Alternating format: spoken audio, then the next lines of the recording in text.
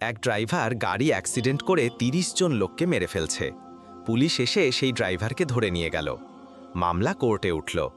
জজ সাহেব সেই ড্রাইভারকে জিজ্ঞেস করল, কি ব্যাপার, তুমি এই রকম নৃশংসভাবে ৩০ জন লোককে গাড়ি দিয়ে পিষে ফেলছো কেন?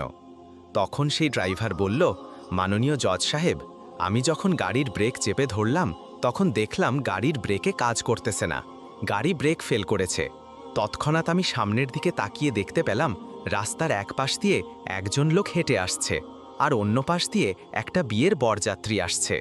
জজ সাহেব, এখন আপনিই বলেন তখন আমি কি করতাম? তখন জজ সাহেব বলল, আরে এটা তো খুবই সাধারণ কথা, যেই লোকটা একলা একলা হেঁটে আসছে তার ওপর দিয়ে গাড়ি উঠাই দিতা, ক্ষতি কম হইতো।